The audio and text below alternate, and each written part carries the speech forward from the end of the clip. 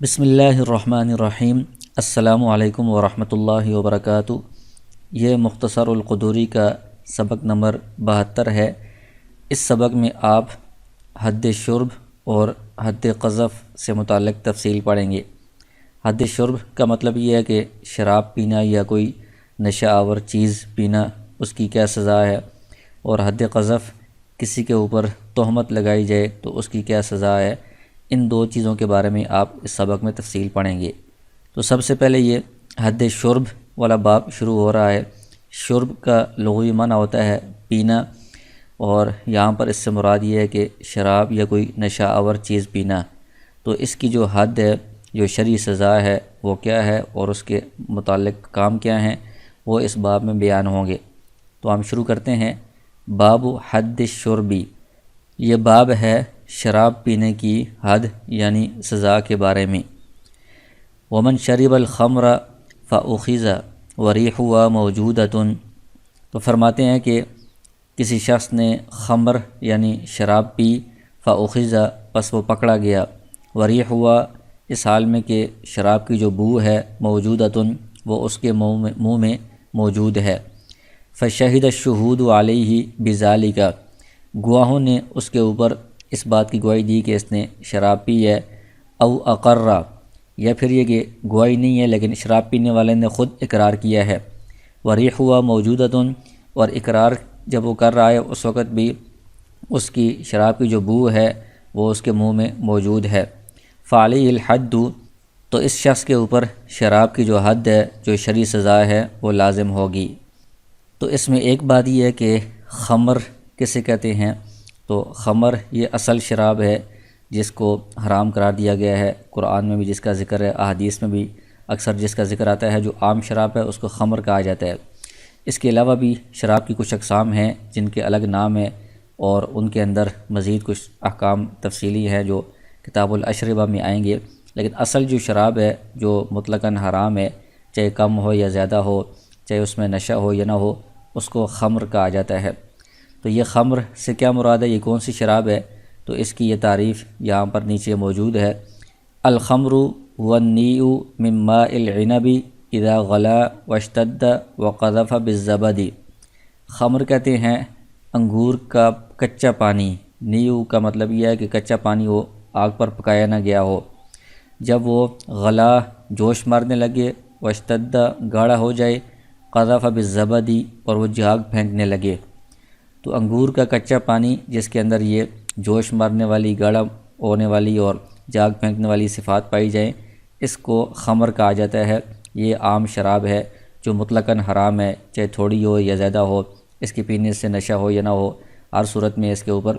حرمت کا حکم لگتا ہے اور اس پر حد بھی جاری ہوتی ہے، شرعی سزا بھی لازم ہوتی ہے۔ تو یہ شراب پینے کا جو جرم ہے، اس کا ثبوت کس طریقے پر ہوگا؟ تو اس کے دو طریقے بتائے ہیں۔ یا تو گواہوں کے ذریعے سے اس کا ثبوت ہوگا کہ گواہوں نے گواہی دی ہے، دو مرد اس کے بارے میں گواہی دیں گے تو ان کی گواہی سے یہ شراب کی جو جرم ہے یہ ثابت ہوگا۔ اور دوسرا یہ کہ خود جو شراب پینے والا ہے وہ اقرار کرے تو اس کے اقرار کی وجہ سے بھی یہ جرم ثابت ہو سکتا ہے۔ دونوں صورتوں میں چاہے گواہ گواہی دیں یا شراب پینے والا خود اقرار کرے، ایک شرط ہے، وہ شرط یہ ہے کہ جو شراب پینے والا ہے اس کے منہ میں شراب کی بو موجود ہو۔ تو یہ اس لیے شرط لگائی ہے کہ تاکہ جو یہ جرم ہے وہ موجودہ جو جرم ہے اس کے بارے میں ہی یہ کیس ہو، اس کے بارے میں ہی سزا ہو، بہت پرانی کسی بات کے اوپر سزا نہ ہو۔ کیونکہ پیچھے زنا والا جو باب ہے اس میں بھی آپ نے پڑھا ہے کہ بہت پرانا جو معاملہ ہو، اس میں کافی عرصے کے بعد اگر گواہی آ جائے یا اقرار آ جائے تو اس کے اوپر پھر وہ حد نہیں لگائی جاتی، حد شبہ کی وجہ سے ساقط ہو جاتی ہے کہ اتنا عرصے بعد یہ معاملہ کیوں اٹھایا جا رہا ہے، تو اس میں کوئی شبہ پیدا ہو جاتا ہے۔ تو یہاں پر بھی شراب پینے کے بعد اگر کچھ وقفہ ہو گیا، کچھ دیر گزر گئی ہے، اس کے بعد یہ معاملہ آ رہا ہے، تو اس کا مطلب یہ ہے کہ اس میں کوئی شبہ پیدا ہو گیا تو پھر حد جاری نہیں ہوتی۔ تو تازہ معاملہ ہونے کا یہ ثبوت ہے، اس کی علامت ہے کہ اس کی بو اس کے منہ میں موجود ہو۔ تو گواہوں والی صورت میں بھی اور اقرار والی صورت میں بو موجود ہے، تو یہ اس کی ایک شرط ہے۔ یہ شرط پائی جائے گی تو اس گواہی کی بنیاد پر یا اقرار کی بنیاد پر یہ جرم ثابت ہو جائے گا، اور اس شخص پر شراب کی جو حد ہے، سزا ہے، وہ لازم ہو جائے گی، اس کو وہ سزا دی جائے گی۔ آگے اسی شرط کا فائدہ بتا رہے ہیں، وَإِنْ أَقَرَّ بَعْدَ ذِهَابِ رَائِحَتِهَا، اگر کسی نے اس کی شراب کی جو بو ہے وہ منہ سے چلی گئی تھی، اس کے چلے جانے کے بعد، ختم ہونے کے بعد اقرار کیا، لم يحد، تو اس پر حد ابھی جاری نہیں کی جائے گی، کیونکہ کچھ وقت گزرنے کے بعد پھر اس میں شبہ پیدا ہو جاتا ہے، اس کی وجہ سے حد ساقط ہو جاتی ہے۔ آگے فرماتے ہیں ومن سکر من النبیذ حد، کہ ایک تو خمر ہے جو عام شراب ہے جس کی پہلے تعریف بیان کی ہے، وہ تو چاہے تھوڑی ہو یا زیادہ ہو، اس سے نشہ ہو یا نہ ہو، ہر صورت میں اس کے اوپر سزا جاری ہوتی ہے۔ لیکن جو نبیذ ہے، جو باقی قسم کی شرابیں ہیں جن کی تفصیل کتاب الاشربہ میں آئے گی، اس میں یہ شرط ہے کہ اگر وہ کم مقدار میں ہے یا اتنی مقدار میں ہے کہ جس میں نشہ نہیں ہے تو پھر اس پر حد جاری نہیں ہوتی۔ لیکن نبیذ اگر اتنی مقدار میں کسی نے پیا ہے یا اس طرح کا بنا ہوا تھا کہ اس میں اس کو نشہ ہو گیا ہے، تو اس کو بھی اس نشہ آور چیز پینے کی وجہ سے حد لگائی جائے گی۔ ولا حد علی من وجد منہ رائحۃ الخمر او من تقیعہا، آگے فرماتے ہیں کہ اس شخص پر حد جاری نہیں کی جائے گی جس کے منہ سے شراب کی بو آ رہی ہے یا جس نے شراب کی قے کی ہے، تو صرف بو کی وجہ سے یا قے کی وجہ سے اس کو مجرم نہیں ٹھہرایا جائے گا، اس پر حد جاری نہیں کی جائے گی جب تک کہ اس کا ثبوت گواہوں کے ذریعے سے نہ ہو جائے یا اقرار کے ذریعے سے نہ ہو جائے، کیونکہ کسی کے منہ سے بو آ رہی ہے یا قے جو کر رہا ہے، ہو سکتا ہے کہ اس کو زبردستی پلائی گئی ہو، مجبوراً نہیں پلائی گئی ہو، تو جب مجبوراً کسی کو پلائی گئی ہو تو اس پر تو حد جاری نہیں ہوتی، اس لیے صرف بو کو دیکھ کر یا قے کو دیکھ کر اس پر حد جاری نہیں کریں گے جب تک کوئی اور ثبوت نہ ہو، یعنی گواہوں سے یا اقرار سے ثابت نہ ہو جائے۔ آگے فرماتے ہیں ولا يحد السکران حتى يعلم انه سکر من النبیذ وشربه طوعا، کہ سکران کہتے ہیں کوئی بندہ نشے میں ہے تو صرف نشے میں ہونے کی وجہ سے اس کو حد نہیں لگائی جائے گی، کیونکہ اس کے اندر مختلف قسم کے شبہات پائے جاتے ہیں۔ جب تک کہ یہ معلوم نہ ہو جائے کہ یہ نبیذ پینے کی وجہ سے اس کو نشہ ہوا ہے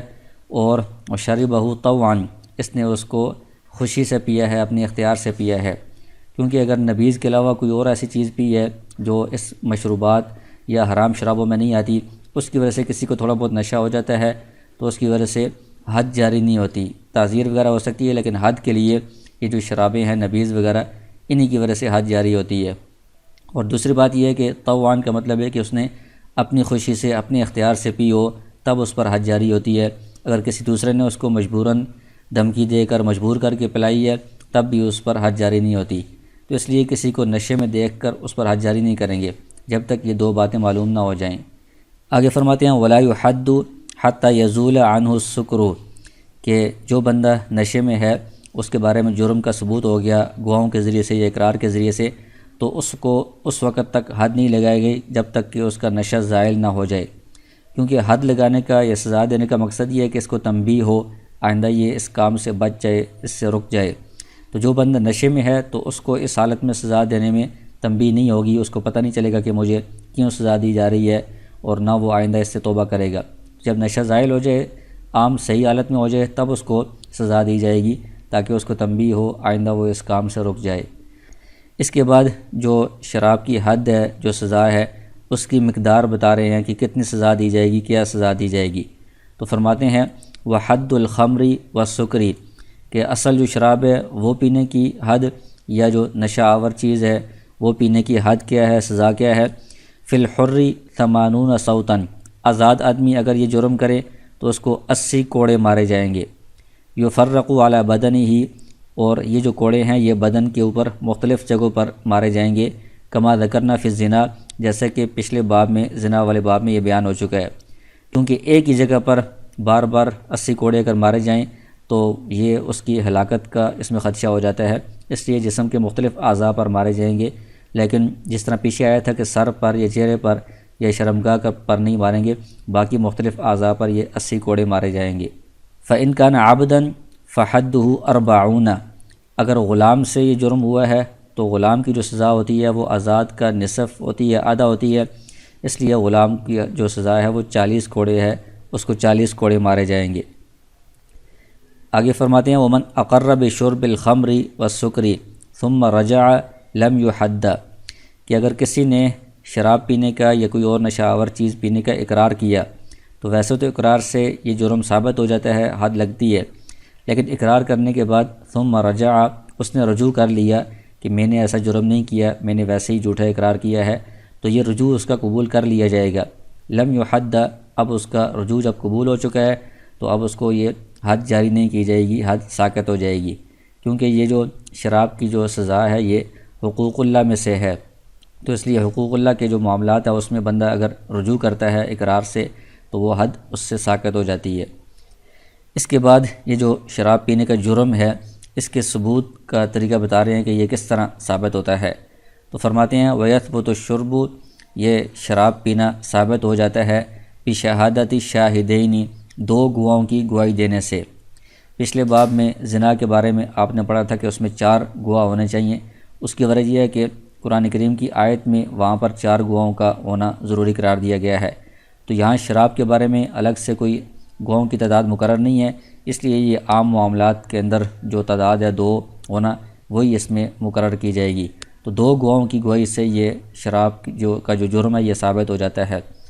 او بِاقرارہ مرۃ واحدۃ، یا جو شراب پینے والا ہے وہ خود اقرار کرتا ہے تو ایک مرتبہ اقرار کرنے سے بھی یہ جرم ثابت ہو جاتا ہے۔ ولا يقبل فیہ شہادۃ النساء مع الرجال، تو اس میں جو گواہی ہے 2 بندوں کی وہ 2 مردوں کی گواہی ہونا ضروری ہے، اس میں عورتوں کی گواہی قبول نہیں کی جائے گی مردوں کے ساتھ، یعنی ایک مرد ہو اور 2 عورتیں ہوں، وہ عام معاملات میں تو وہ گواہی چل جاتی ہے، لیکن اس حدود کے اندر عورتوں کی گواہی بالکل نہیں قبول کی جاتی، صرف عورتیں ہوں تب بھی گواہی قبول نہیں کی جاتی، اور مردوں کے ساتھ عورتیں ہوں تب بھی حدود کے اندر عورتوں کی گواہی قبول نہیں کی جاتی، تو دونوں مرد ہونا ضروری ہے، ایک مرد اور 2 عورتیں ہیں یا صرف عورتیں ہیں تو ان کی گواہی کی وجہ سے یہ جرم ثابت نہیں ہوگا، حد نہیں لگائی جائے گی۔ اس کے بعد دوسرا باب ہے باب حد القذف، حد قذف کے بارے میں یہ باب ہے۔ قذف کا لغوی معنی ہوتا ہے پھینکنا یا تہمت لگانا، اور اس کا اصطلاحی معنی یہ ہے کہ کسی کو صراحتاً زنا کی تہمت لگانا، تو اس کو قذف کہا جاتا ہے۔ تو کسی پر اگر زنا کی تہمت لگائی جائے اور وہ بندہ اس زنا کو ثابت نہ کر سکے تو اس کا مطلب ہے کہ یہ جھوٹی تہمت لگا رہا ہے، تو یہ جھوٹی تہمت لگانا بھی بہت بڑا گناہ ہے، اس کو کبیرہ گناہوں میں سے بھی شمار کیا گیا ہے، اور یہ اس کے اوپر شرعی حد سزا بھی مقرر کی گئی ہے، تو اس کے احکام اس باب میں بیان ہوں گے۔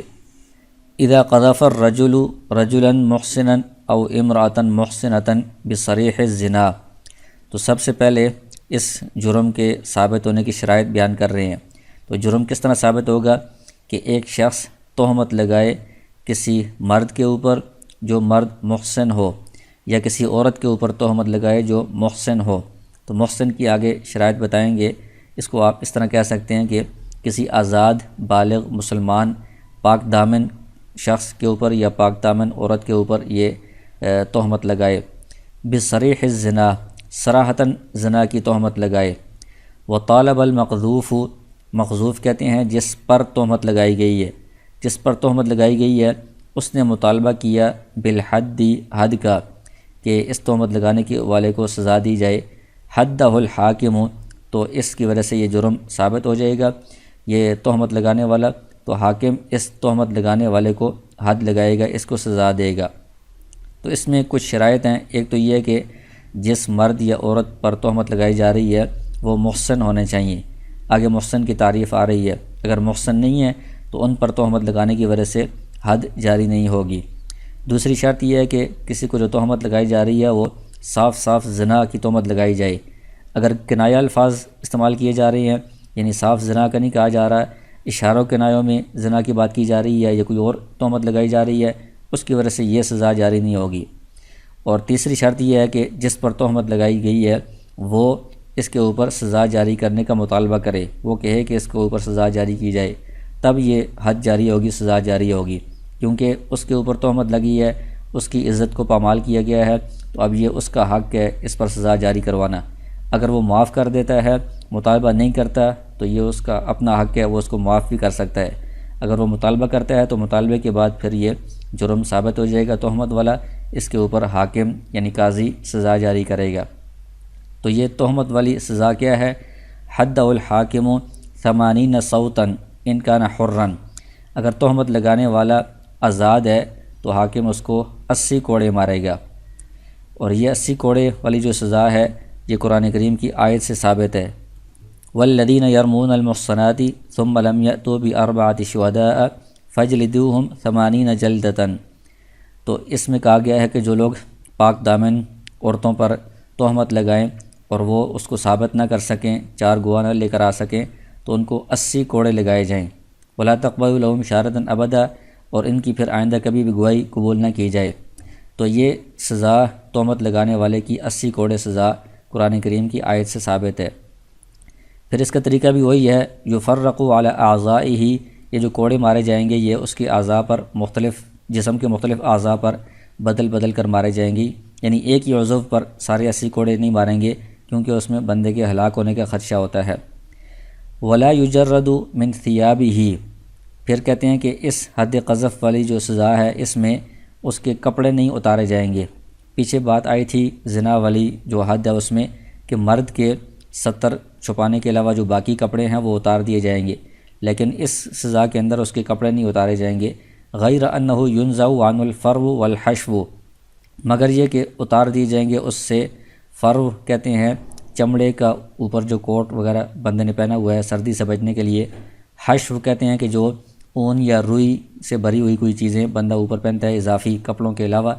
تو یہ اضافی چیزیں اس کے اوپر سے اتار لی جائیں گی تاکہ اس کو وہ کوڑا لگ سکے، اس کو درد ہو، اس کو تنبیہ ہو۔ وَإِنْ كَانَ عَبْدًا جَلَدَهُ 40 صوتا، اور اگر غلام ہے جس نے تہمت لگائی ہے تو قاضی اس کو 40 کوڑے لگائے گا، 40 کوڑے کی سزا دے گا، کیونکہ غلام کی جو سزا ہوتی ہے وہ آزاد کا نصف ہوتی ہے، آدھا ہوتی ہے۔ تو اس میں جس شخص پر تہمت لگائی جا رہی ہے اس کا محسن ہونا شرط ہے، تو اس لیے احسان کی تعریف بیان کر رہے ہیں کہ محسن ہونے سے کیا مراد ہے۔ والاحسان ان یکون المقذوف حرا، احسان یہ ہے کہ جو مقذوف ہے جس پر تہمت لگائی جا رہی ہے وہ آزاد ہو۔ اگر غلام پر تہمت لگاتے ہیں تو اس کی وجہ سے تعزیر تو ہوگی، سزا تو ہوگی، لیکن جو حد ہے یہ والی سزا نہیں ہوگی۔ دوسری شرط یہ ہے کہ بالغاً، کسی بالغ مرد یا عورت پر تہمت لگائی جائے تو اس پر یہ حد جاری ہوگی، نابالغ پر تہمت کی وجہ سے سزا تو ہوگی تعزیر لیکن حد جاری نہیں ہوگی۔ تیسری شرط یہ ہے عاقلاً، کسی عقل مند شخص کے اوپر تہمت لگائی ہو تب اس کو سزا دی جائے گی، حد جاری ہوگی۔ مجنون پر تہمت لگانے سے سزا جاری نہیں ہوگی، کوئی اور سزا ہو سکتی ہے تعزیر، حد جاری نہیں ہوگی۔ چوتھی شرط یہ ہے مسلماً، یہ مسلمان ہو جس کے اوپر یہ تہمت لگائی جا رہی ہے۔ کسی کافر پر اگر تہمت لگائی گئی ہے تو اس پر تعزیر تو ہو سکتی ہے لیکن حد یہ والی جاری نہیں ہوگی۔ اور پانچویں شرط یہ ہے عفیفاً عن فعل الزنا، جس پر تہمت لگائی گئی ہے وہ زنا والے فعل سے بالکل پاک دامن ہو۔ عفیف کی تعریف یہ ہے کہ اس نے پوری زندگی میں کبھی بھی نہ زنا کیا ہے اور نہ نکاح فاسد کے ذریعے سے اس نے کسی اور کے ساتھ وطی کی ہے اور نہ شبہ کی وجہ سے کسی کے ساتھ وطی کی ہے۔ اگر کسی نے زنا کیا ہے تو اس شخص پر تہمت لگانے کی وجہ سے حد جاری نہیں ہوگی، یا کسی نے نکاح فاسد کیا ہے، مثال کے طور پر رضائی بہن سے نکاح کرنا یہ جائز نہیں ہے، کسی نے کر دیا تو یہ نکاح فاسد ہے، اگر اس نے وطی کر دی ہے تو یہ نکاح فاسد کے ذریعے سے وطی کرنا یہ بھی ایک زنا کی ایک قسم ہے، لہذا ایسے شخص کے اوپر بھی اگر کوئی تہمت لگاتا ہے اس پر بھی حد جاری نہیں ہوگی۔ اسی طرح وطی بالشبہ، جس کی کچھ مثالیں پچھلے باب میں گزری ہیں، شبہ کی وجہ سے کسی نے کسی اور عورت کے ساتھ وطی کر لی ہے جس کے ساتھ وطی کرنا اس کے لیے جائز نہیں تھا، تو ایسے شخص پر بھی اگر کوئی بندہ تہمت لگاتا ہے تو اس پر حد جاری نہیں ہوگی۔ تو عفیف کا مطلب یہ ہے کہ وہ بندہ بالکل پاک دامن ہو، نہ کبھی اس نے زنا کیا ہے، نہ کبھی اس نے نکاح فاسد کے ذریعے وطی کی ہے، نہ شبہ کی وجہ سے وطی کی ہے۔ تو یہ 5 شرائط جس میں پائی جائیں گی وہ محسن شمار ہوگا، آزاد ہونا، بالغ ہونا، عاقل ہونا، مسلمان ہونا اور پاک دامن ہونا۔ یہ 5 شرائط جس میں ہیں یہ محسن ہے، ایسے شخص کو تہمت لگانے کی وجہ سے حد قذف جاری ہوگی، یہ سزا جاری کی جائے گی۔ آگے فرماتے ہیں ومن نفا نسب غیرہ، کہ اگر کسی شخص نے دوسرے کے نسب کی نفی کر دی، یعنی فقال، اس نے کہا لست لابیک، کہ آپ اپنے باپ کی اولاد نہیں ہو، تو اس کا مطلب کیا ہے کہ آپ اپنے والد سے پیدا نہیں ہوئے ہو، مطلب یہ کہ یہ اس کی ماں کے اوپر تہمت لگا رہا ہے کہ اس نے کسی کے ساتھ زنا کیا ہے، اس کی وجہ سے آپ پیدا ہوئے ہو۔ او یا ابن الزانیہ، یا اس نے اس طرح کہا کہ اے زانیہ کے بیٹے، تو یہ بھی اس کی ماں کے اوپر زنا کی تہمت ہے۔ وَأُمُّهُ مُحْسِنَةٌ، اور اس کی جو ماں ہے جس کے اوپر یہ تہمت لگ رہی ہے وہ محسن ہے، یعنی اس میں یہ ساری احسان والی شرائط پائی جاتی ہیں۔ اور میتۃ، وہ اس کا انتقال ہو گیا ہے، یعنی وہ فوت شدہ ہے۔ فطالب الابن بحدها، تو ویسے تو اوپر آپ نے پڑھا ہے کہ جس کے اوپر تہمت لگائی جائے وہ مطالبہ کرے تو اس کے مطالبے کی وجہ سے حد جاری ہوتی ہے۔ تو یہاں پر اگر وہ ماں زندہ ہوتی، وہ مطالبہ کرتی تو اس کی وجہ سے حد جاری ہوتی، لیکن وہ فوت ہو گئی ہے، تو اب اس کے بیٹے کو بھی اس کی طرف سے حد جاری کرنے کا، مطالبہ کرنے کا حق حاصل ہے۔ فطالب الابن بحدها، بیٹے نے اس بندے کے اوپر حد جاری کرنے کا مطالبہ کیا کہ میری ماں کے اوپر جو تہمت لگی ہے اس کی وجہ سے میں حد کا مطالبہ کر رہا ہوں، تو بیٹے کے مطالبے کو بھی قبول کیا جائے گا۔ حد القاذف، اس تہمت لگانے والے پر حد اور سزا جاری کی جائے گی۔ ولا یطالب بحد القذف للمیت، آگے ایک اصول بیان کر رہے ہیں کہ ویسے تو جس کے اوپر تہمت لگی ہے وہ خود مطالبہ کر سکتا ہے، لیکن جو بندہ میت ہے، فوت ہو گیا ہے، وہ تو اب خود مطالبہ نہیں کر سکتا۔ اس پر اگر تہمت لگی ہے، میت کے اوپر تہمت، تو اس کی وجہ سے حد کا مطالبہ صرف وہی شخص کر سکتا ہے، الا من یقع القدح فی نسبہ بقذفہ، کہ اس تہمت لگنے کی وجہ سے جس کے نسب میں عیب پیدا ہوا ہے وہی بندہ اس میں حد کا مطالبہ کر سکتا ہے۔ تو اگر کسی عورت کے اوپر یہ الزام لگا ہے تو اس الزام کی وجہ سے اس کا جو بیٹا ہے، بیٹے کے نسب میں یہ عیب آ رہا ہے یا عار آ رہی ہے، اس وجہ سے یہ بیٹے کو حق حاصل ہوگا کہ یہ ماں کی طرف سے حد کا، سزا کا مطالبہ کرے گا۔ اس کے علاوہ کوئی اور رشتہ دار جس کے نسب میں اس تہمت کی وجہ سے فرق نہیں آتا، وہ اس کا مطالبہ نہیں کر سکتا۔ آگے مزید فرماتے ہیں وَإِذَا كَانَ الْمَقْذُوفُ مُحْسِنًا جَازَ لِابْنِهِ الْكَافِرِ وَالْعَبْدِ أَن يُطَالِبَ بِالْحَدِّ، کہ اگر مقذوف جس کے اوپر تہمت لگائی گئی ہے وہ محسن ہے اور اس کا انتقال ہو گیا ہے، وہ خود مطالبہ نہیں کر سکتا، تو اس کا جو بیٹا ہے، بیٹے کو مطالبے کا حق حاصل ہوتا ہے، لیکن بیٹا خود محسن نہیں ہے۔ محسن ہونے کے لیے مسلمان ہونا شرط ہے، تو بیٹا مسلمان نہیں ہے، کافر ہے۔ یا پھر یہ کہ اس کا بیٹا غلام ہے، آزاد نہیں ہے، تو محسن ہونے کے لیے آزاد ہونا شرط ہے، تو بیٹا غلام ہے تو محسن نہیں ہے۔ تو کہتے ہیں کہ یہ جو بیٹا کافر ہے یا غلام ہے، محسن نہیں ہے، یہ پھر بھی محسن نہ ہونے کے باوجود حد کا مطالبہ کر سکتے ہیں، کیونکہ اگرچہ یہ بیٹا جو ہے یہ کافر ہے یا غلام ہے، محسن نہیں ہے، لیکن جس کے اوپر تہمت لگائی جا رہی ہے، ان کی جو ماں ہے وہ تو محسن ہے، تو اس لیے اس کو دیکھ کر اس کو محسن شمار کر کے اس کے اوپر جو تہمت لگانے والے ہیں ان پر حد جاری کی جائے گی، ان کو سزا دی جائے گی۔ وَلَيْسَ لِلْعَبْدِ أَن يُطَالِبَ مَوْلَاهُ بِقَذْفِ أُمِّهِ الْحُرَّةِ، اور اگر آقا نے اپنی غلام کی ماں کے اوپر تہمت لگائی اور وہ ماں آزاد ہے، تو اب یہ جو اس کا بیٹا غلام ہے یہ اپنے آقا کے اوپر سزا کا مطالبہ نہیں کر سکتا۔ پیچھے جو بات آئی تھی کہ غلام اپنی ماں کے جو اوپر تہمت ہے اس کی وجہ سے حد کا مطالبہ کر سکتا ہے کسی غیر کے اوپر، لیکن اس غلام کی اپنی آقا نے اس کی ماں پر تہمت لگائی ہے اور وہ ماں آزاد ہے، تو اس کی وجہ سے خود ماں اگر موجود ہے تو وہ تو حد جاری کرنے کا مطالبہ کر سکتی ہے، لیکن اس کا بیٹا یہ حد جاری کرنے کا مطالبہ نہیں کر سکتا، کیونکہ یہ جو بیٹا ہے یہ اسی مولا کی ملکیت میں ہے، تو جس کی ملکیت میں بندہ ہو یہ اس کے اوپر سزا جاری کرنے کا مطالبہ نہیں کروا سکتا۔ تو اس کا معنی ہے لیس للعبد، غلام کو یہ حق حاصل نہیں ہے، ان یطالب مولاہ، کہ وہ اپنے مولا کے اوپر مطالبہ کرے بقذف امہ الحرۃ، اپنی آزاد ماں کی تہمت کی وجہ سے۔ آگے فرماتے ہیں وَإِنْ أَقَرَّ بِالْقَذْفِ،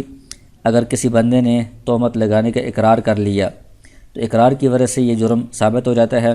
ثم رجع، پھر بعد میں اقرار سے رجوع کر لیا کہ میں نے ویسے جھوٹا اقرار کیا ہے، میں نے کوئی تہمت نہیں لگائی، لم يقبل رجوعہ، تو اس کا یہ رجوع قبول نہیں کیا جائے گا، وہ اقرار برقرار رہے گا اور اس کو حد جاری کی جائے گی، سزا دی جائے گی۔ اس کی وجہ یہ ہے کہ یہ جو حد قذف ہے یہ حقوق العباد میں سے ہے۔ جب اس نے اقرار کیا تھا تو اس وقت اس کے ساتھ بندے کا حق متعلق ہو گیا تھا، تو اب رجوع کرنے کی وجہ سے یہ بندے کے حق کو ضائع نہیں کر سکتا، اس بندے کے حق کی وجہ سے اس کا رجوع قبول نہیں کیا جائے گا، اس کو سزا لازمی دی جائے گی۔ جو پچھلے مسائل تھے جس میں زنا ہے یا شراب کی جو حد ہے وہ حقوق اللہ میں سے ہیں، اس میں اگر رجوع ہوتا ہے تو وہ رجوع کی وجہ سے حد ساقط ہو جاتی ہے، لیکن جو حد قذف ہے یہ حقوق العباد میں سے ہے، اس لیے یہ رجوع سے ساقط نہیں ہوتی اور اس میں رجوع قبول نہیں کیا جاتا، حد پھر بھی جاری ہوگی۔ آگے فرماتے ہیں ومن قال لعربی یا نبطی لم یحد، شروع میں یہ قید لگائی تھی کہ قذف والی جو سزا ہوتی ہے، حد اس وقت ہوتی ہے کہ جب صراحتاً کسی کے اوپر زنا کی تہمت لگائی جائے۔ تو اب آگے وہ صورتیں بتا رہے ہیں کہ جس میں صراحتاً زنا کی بات نہیں ہوتی، کنایتاً ہوتی ہے، تو اس میں حد جاری نہیں ہوتی۔ جیسے مثال دی ہے کہ ایک شخص نے کسی عربی شخص ہے اس سے کہا یا نبطیو، اے نبطی، تو نبطی ایک قوم ہے، اس کی طرف اس نے نسبت کر دی ہے، تو یہ صراحتاً تو زنا کی اس میں تہمت نہیں ہے، لیکن اس میں کنایتاً یہ بات ہو سکتی ہے کہ اس نے اس کو نبطی ہونے کی، یعنی کسی نبطی کا بیٹا ہونے کا طعنہ دے دیا ہے، تو یہ کنایتاً یہ بات پائی جاتی ہے، لیکن اس کے اندر اور بھی احتمالات ہو سکتے ہیں، اور بھی معنی ہو سکتے ہیں کہ شاید تمہارے اخلاق، تمہاری عادتیں نبطیوں جیسی ہیں، اس طرح کی باتیں، اس وجہ سے اس کو ہم صراحتاً زنا کی تہمت نہیں کہہ سکتے، اس وجہ سے اس نبطی کہنے والے کے اوپر حد جاری نہیں کی جائے گی۔ ومن قال لرجل یا ابن ماء السماء، کسی شخص نے دوسرے سے کہا کہ اے آسمان کے پانی کے بیٹے، تو آسمان کے پانی کے بیٹے کہنے کی وجہ سے یہ اس کی ماں کے اوپر کوئی تہمت نہیں ہے یا اس کے نسب کی نفی نہیں ہے، کیونکہ یہ محاورہ ہے عربی زبان میں۔ پانی یعنی بارش کے پانی کے بیٹے ہونے سے مراد یہ ہوتا ہے کہ یہ بندہ بہت سخی ہے، جس طرح بارش کے پانی جو ہوتا ہے وہ سخاوت اس کے اندر پائی جاتی ہے کہ وہ کافروں، مسلمانوں اور ہر قسم کے لوگوں پر وہ بارش برستی ہے، اس طرح کسی سخی بندے کو یہ کہا جاتا ہے۔ پہلے زمانے میں کچھ سخی بندے تھے جن کا یہ لقب بن گیا تھا کہ یہ آسمان کے بارش کے پانی کے بیٹے ہیں، مطلب یہ کہ یہ سخاوت کی ایک علامت ہے۔ تو یہ کہنے کی وجہ سے یہ کوئی زنا کی تہمت نہیں ہے، اس پر بھی لیس بقاذف، اس کو تہمت لگانے والا شمار نہیں کیا جائے گا اور حد جاری نہیں ہوگی۔ وَإِذَا نَسَبَهُ إِلَىٰ عَمِّهِ أَوْ إِلَىٰ خَالِهِ، اگر کسی شخص نے دوسرے بندے کو اس کے چچا کی طرف نسبت کر دی کہ تم اس چچا کی اولاد ہو یا اس کے بیٹے ہو، یا اس کے ماموں کی طرف نسبت کر دی کہ تم اس کے بیٹے ہو، أَوْ إِلَىٰ زَوْجِ أُمِّهِ، یا اس کی ماں کا جو دوسرا شوہر ہے اس کی طرف نسبت کر دی کہ یہ تمہارا والد ہے یا تم اس کے بیٹے ہو، فَلَيْسَ بِقَاذِفٍ، تو یہ کہنے کی وجہ سے بھی یہ تہمت لگانے والا شمار نہیں ہوگا، کیونکہ ان لوگوں کی طرف جو نسبت ہے وہ پرورش کے بارے میں ہے، کہ جس طرح چچا جو ہوتا ہے وہ بھی باپ کے قائم مقام ہوتا ہے، ماموں جو ہوتا ہے وہ بھی باپ کے قائم مقام ہوتا ہے، وہ بھی باپ کی طرح بچوں کی، بھتیجوں بھانجوں کی دیکھ بھال کرتے ہیں، پرورش کرتے ہیں، اس لیے عام طور پر ان کو والد کے درجے میں یا یہ اپنے بھانجے کو، بھتیجے کو بیٹے کے درجے میں کہہ دیتے ہیں، اس لیے یہ کہنے میں کوئی ایسی تہمت والی بات نہیں پائی جاتی۔ اسی طرح جو اس کی ماں کا دوسرا شوہر ہے، تو یہ چونکہ اس کے والد کے قائم مقام میں، والد کے درجے میں ہے، تو اس کی طرف جو نسبت کی جا رہی ہے وہ بھی حقیقی معنی میں نہیں ہے، صرف شفقت کے معاملے میں اور پرورش کے معاملے میں یا اس کے ماتحت ہونے کے معاملے میں یہ کی جا رہی ہے، تو اس کو تہمت نہیں کہا جائے گا، اس پر بھی حد جاری نہیں ہوگی۔ آگے فرماتے ہیں ومن وطیہ وطئا حراما فی غیر ملکہ لم یحد قاذفہ، کہ جو شرط لگائی تھی کہ محسن مرد یا عورت ہوں ان پر تہمت لگانے کی وجہ سے یہ حد جاری ہوتی ہے۔ محسن کے اندر ایک شرط یہ بھی تھی کہ وہ بندہ پاک دامن ہو، اس نے کوئی بھی غلط وطی نہ کی ہو، تو اس کے بارے میں بتا رہے ہیں کہ اگر کسی شخص نے ایسی وطی کی ہے جو حرام ہے، اس کے لیے جائز نہیں تھی، فی غیر ملکی ہی، اپنی ملک کے علاوہ میں، لم یحد قاذفہ، تو ایسے شخص کے اوپر جو بندہ تہمت لگا رہا ہے، اس تہمت لگانے والے پر حد جاری نہیں ہوگی، کیونکہ جس شخص نے کوئی حرام وطی کی ہے یہ اب عفیف نہیں رہا، پاک دامن نہیں رہا۔ جب عفیف نہیں ہے تو یہ محسن بھی نہیں ہے، جب محسن نہیں ہے تو اس پر تہمت لگانے کی وجہ سے حد جاری نہیں ہوگی۔ تو یہاں پر ایک بات یہ ہے کہ جب انہوں نے وطی حرام کہہ دیا ہے تو پھر ساتھ فی غیر ملکی ہی کی بھی شرط لگائی ہے کہ اپنی ملک کے علاوہ میں، تو اس کی وجہ یہ ہے کہ بعض اوقات وطی حرام تو ہوتی ہے لیکن وہ اپنی ملک میں ہوتی ہے،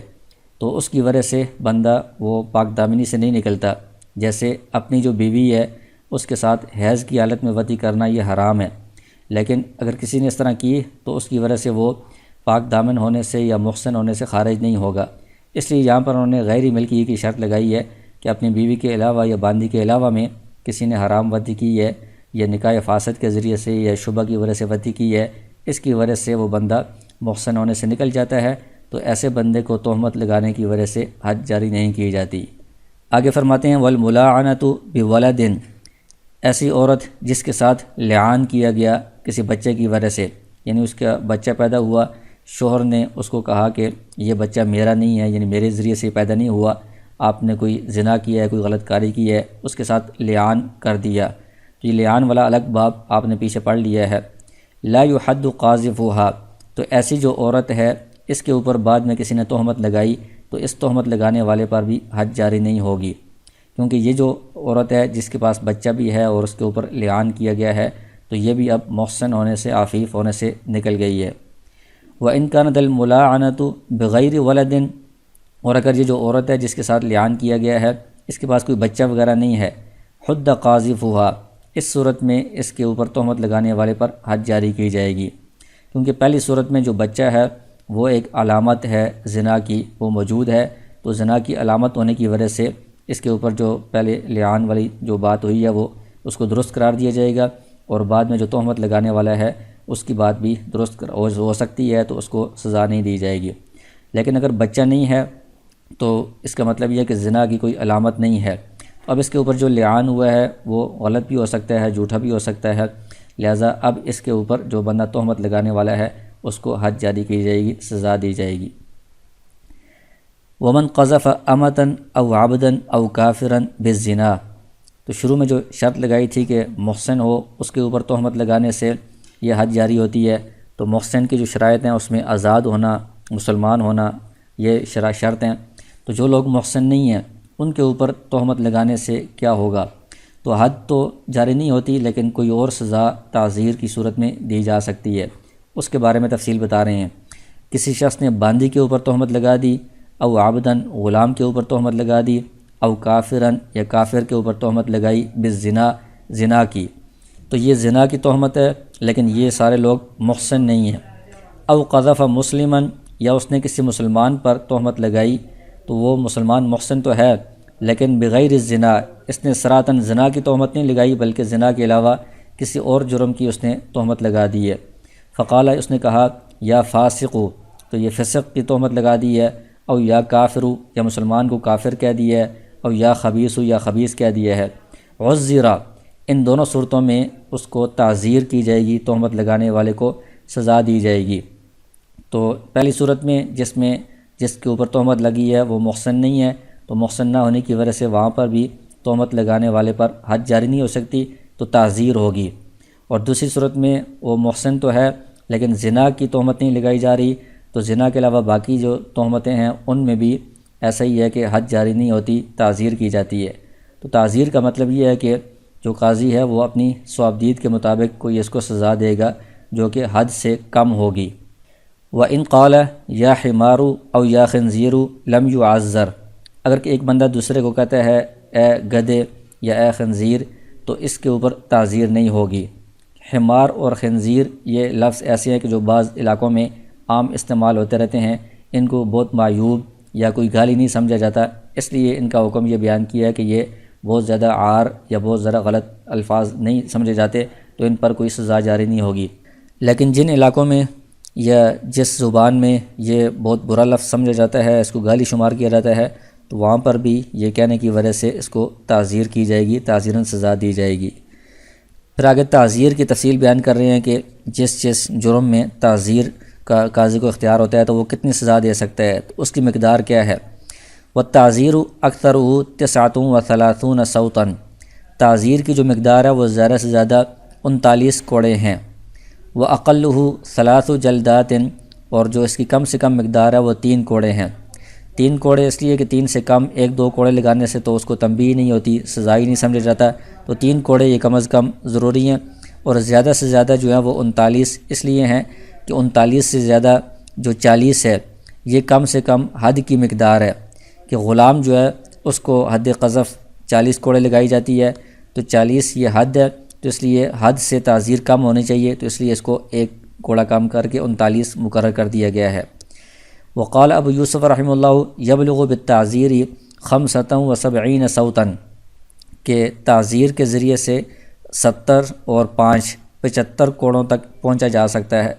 یعنی تعزیر کی جو زیادہ مقدار ہے وہ 75 کوڑوں تک ہے۔ تو امام ابو یوسف رحمہ اللہ نے جو آزاد بندے کی حد ہے کم سے کم وہ 80 کوڑے ہے، اس کے حساب سے مقرر کیا ہے کہ 80 کوڑوں سے 5 کوڑے کم کر کے 75 کوڑے اس کو لگائے جا سکتے ہیں۔ امام ابو حنیفہ اور امام محمد رحمہ اللہ کے نزدیک جو غلام کی حد ہے وہ 40 کوڑے ہے، تو اس سے کم ہونے چاہیے، 39 کوڑے زیادہ سے زیادہ اس میں لگائے جا سکتے ہیں۔ آگے فرماتے ہیں وَإِنْ رَأَى الْإِمَامُ أَنْ يَضُمَّ إِلَى الضَّرْبِ فِي التَّعْزِيرِ الْحَبْسَ فَعَلَ، کہ اگر امام کی رائے یہ ہو کہ وہ مارنے کے ساتھ ملا دے تعزیر کے اندر حبس کو، قید کرنے کو بھی، فعال، تو وہ اس طرح کر سکتا ہے۔ یعنی اگر کوڑے مارنے سے، یعنی 39 کوڑے مار دیے ہیں لیکن جس بندے کو مارے ہیں وہ اتنا زیادہ ڈھیٹ ہے کہ اس کی وجہ سے اس کو کوئی فرق نہیں پڑے گا، تو وہ اگر چاہتا ہے کہ 39 کوڑے مارنے کے ساتھ ساتھ اس کے ساتھ کوئی اور سزا بھی ہونی چاہیے، مثلا اس کو ہم قید کر دیں جیل میں، تو یہ بھی امام کر سکتا ہے، تعزیر میں یہ بات بھی شامل ہے۔ وَأَشَدُّ الضَّرْبِ التَّعْزِيرُ، جو کوڑے مارے جائیں گے اس میں سب سے زیادہ سخت جو کوڑے مارے جائیں گے وہ تعزیر میں مارے جائیں گے، اس لیے کہ تعزیر میں مقدار کے اعتبار سے جب کمی کر دی ہے کہ یہ حد سے کم مقدار ہوگی، 40 سے کم کوڑے ہوں گے، تو اب صفت کے اندر اس میں کمی نہیں کی جائے گی، یعنی صفت کے اندر یہ پورے سختی کے ساتھ کوڑے مارے جائیں گے۔ ثم حد الزنا، تو سب سے پہلے تعزیر میں سب سے سخت کوڑے مارے جائیں گے، پھر اس کے بعد دوسرے نمبر پر زنا کی جو سزا ہے اس میں سخت کوڑے مارے جائیں گے۔ اس کی وجہ یہ ہے کہ اس کے بارے میں قرآن کریم کی آیت کے اندر آ گیا ہے جہاں پر کہا گیا ہے کہ ان کو 100 کوڑے ماریں، تو اس میں یہ بات بھی ہے وَلَا تَأْخُذْكُمْ بِهِمَا رَأْفَةٌ فِي دِينِ اللَّهِ، کہ اللہ کے دین کے معاملے میں تمہارے اوپر اس میں ترس والی کیفیت نہیں آنی چاہیے، تو اس میں ترس نہ کھانے کا کہا گیا ہے، تو اس کا مطلب یہ ہے کہ یہ کوڑے سختی کے ساتھ مارے جائیں گے۔ ثم حد الشربی، پھر اس کے بعد تیسرے نمبر پر جو شراب پینے کی سزا ہے اس میں سخت کوڑے مارے جائیں گے۔ ثم حد القذفی، پھر آخر میں سب سے ہلکے جو کوڑے ہوں گے وہ حد قذف، تہمت والی سزا میں ہوں گے۔ شراب والی سزا اس لیے کہ یہ بو وغیرہ کے ذریعے سے، شرائط کے ذریعے سے ثابت ہوتی ہے، تو اس میں یقین ہوتا ہے کہ پکا یہ جرم ہوا ہے۔ حد قذف والی میں اتنا یقین نہیں ہوتا، ہو سکتا ہے کہ اس نے جو تہمت لگائی ہے وہ سچی ہو، اس لیے اس میں کم درجے کی یعنی ذرا ہلکے کوڑے مارے جائیں گے۔ آگے فرماتے ہیں ومن حد الامام او عذرہ، امام نے یا قاضی نے کسی بندے کے اوپر حد جاری کی جو مثلا 100 کوڑے مارنے ہیں یا 80 کوڑے مارنے ہیں، او عذرہ، یا اس کو تعزیراً کوئی سزا دی، فماتا، اس کوڑے مارنے کی وجہ سے یا سزا کی وجہ سے وہ مر گیا، فدمہ حدر، تو اس کا جو خون ہے یہ حدر ہوگا، یعنی اس کی وجہ سے یہ قاضی کے اوپر کوئی ضمان یا کوئی دیت وغیرہ لازم نہیں ہوگی، اس لیے کہ اس نے جو کام کیا ہے وہ شرعی طور پر اس کام کی اس کو اجازت دی تھی، تو جس کام کی شرعی طور پر اجازت ہو اس کام کے اوپر کوئی ضمان وغیرہ یا کوئی دیت وغیرہ لازم نہیں ہو سکتی، تو اگر اس قاضی کے اوپر اس وجہ سے دیت لازم کرنا شروع کر دیں پھر تو کوئی بھی بندہ اس عہدے کو قبول کرنے کے لیے تیار نہیں ہوگا یا اس طرح کا فیصلہ کرنے کے لیے تیار نہیں ہوگا، اس لیے قاضی کے اوپر اس کا کوئی ضمان یا کوئی دیت لازم نہیں ہوگی۔ وَإِذَا حُدَّ الْمُسْلِمُ فِي الْقَذْفِ سَقَطَتْ شَهَادَتُهُ وَإِنْ تَابَ، کہتے ہیں کہ کسی مسلمان کو تہمت کی وجہ سے حد جاری کی گئی ہے، سزا سنائی گئی ہے، تو اس کے اندر سزا میں یہ بات بھی شامل ہے کہ اس کی گواہی آئندہ ساقط ہو جائے گی، آئندہ کسی بھی معاملے میں اس کی گواہی قبول نہیں کی جائے گی، اگرچہ وہ توبہ بھی کر لے، توبہ کرنے کے باوجود اس کی گواہی قبول نہیں کی جائے گی، اس لیے کہ قرآن کریم کی آیت کے اندر اس میں یہ دونوں باتیں بیان کی گئی ہیں۔ والذین یرمون المحصنات ثم لم یأتوا بأربعۃ شہداء فاجلدوہم 80 جلدۃ، کہ ان کو 80 کوڑے مارو، ولا تقبلوا لهم شہادۃ ابدا، اور ان کی پھر کبھی بھی گواہی قبول نہ کرو، تو آئندہ ان کی گواہی کسی بھی معاملے میں قبول نہیں کی جائے گی، اور جو اس میں ابداً کا لفظ آ رہا ہے کہ کبھی بھی، تو اس کا مطلب یہ ہے کہ یہ توبہ کر لیں یا نہ کریں، ہر صورت میں ان کی بعد میں گواہی کبھی بھی قبول نہیں کی جائے گی۔ اس کی وجہ یہ ہے کہ یہ زبان سے انہوں نے تہمت لگائی ہے، زبان سے یہ جرم کیا ہے، تو اس کی سزا میں ان کی زبان کا اعتبار آئندہ ختم کر دیا گیا ہے کہ ان کی گواہی کا کوئی اعتبار نہیں ہے۔ آگے فرماتے ہیں وَإِنْ حُدَّ الْكَافِرُ فِي الْقَذْفِ ثُمَّ أَسْلَمَ قُبِلَتْ شَهَادَتُهُ، اگر کسی کافر نے تہمت لگائی تھی، اس کے اوپر حد جاری کی گئی تھی، بعد میں وہ اسلام لے آیا، تو اسلام لانے کے بعد اب اس کی گواہی قبول کی جائے گی، کیونکہ اسلام لانے کی وجہ سے پہلے کے جتنے بھی معاملات ہیں، جو جرائم ہیں، جو غلطیاں ہیں، وہ ساری بالکل ختم ہو جاتی ہیں۔ اب اسلام لانے کے بعد گویا کہ اس کو نئی زندگی ملی ہے، تو یہ نئی اس کے اندر زندگی اور نئی عدالت اور نئی ساری چیزیں اس کے اندر آئی ہیں، تو وہ پہلی والی چیزوں کی وجہ سے اس کی گواہی پر کوئی فرق نہیں پڑے گا، اب اس کی گواہی قبول کی جائے گی۔